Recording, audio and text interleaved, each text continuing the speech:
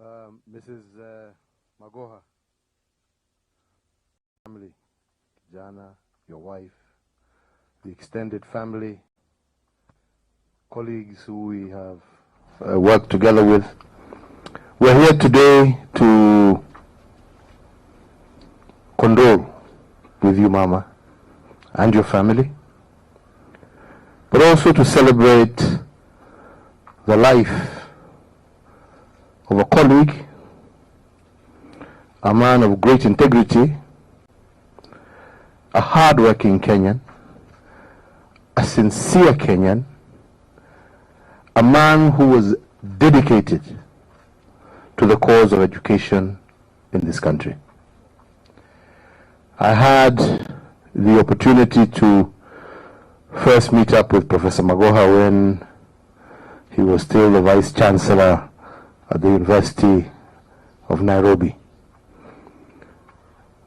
And we had the opportunity to interact a number of times.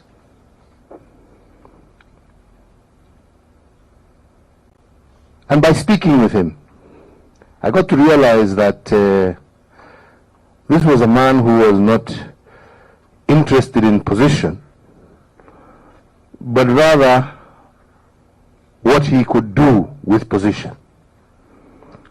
You know, there's a very big difference. There are people who seek position for the sake of it. But there are those who are in position and are interested in what they can do with that position for the greater good.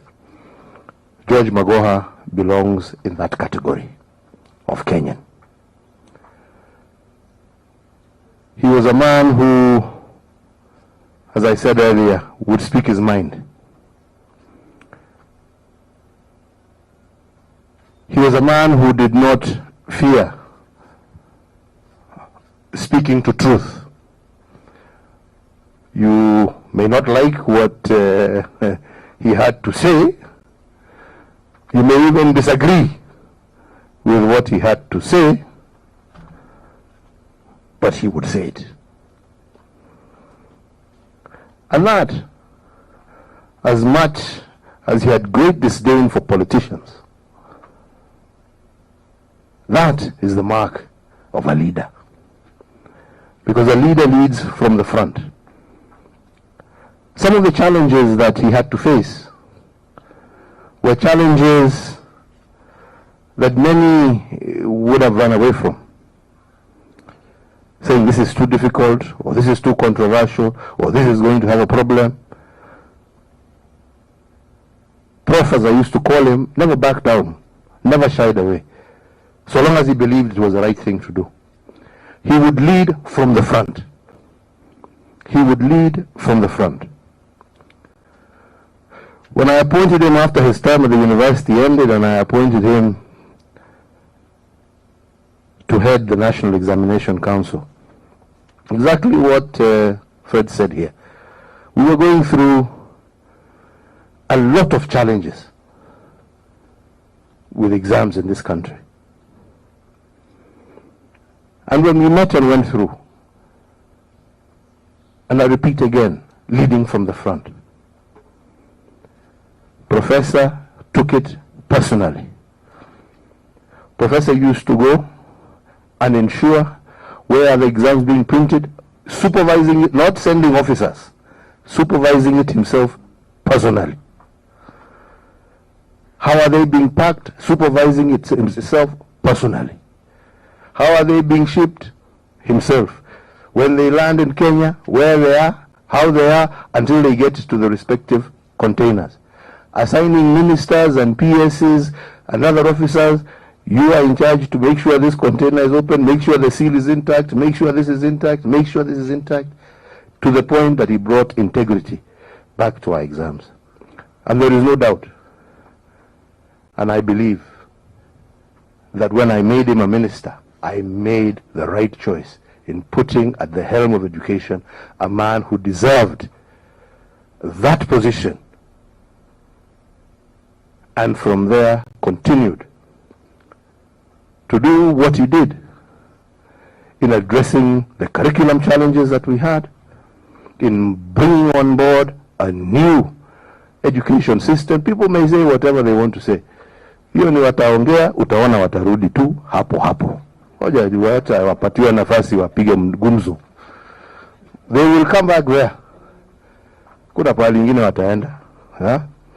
Because it was not done to hate this one, to spite that one, to do this one. It was done in the interest of the children of this republic, to better prepare them for that future that was rapidly or radically different from the future that some of us had to look forward to.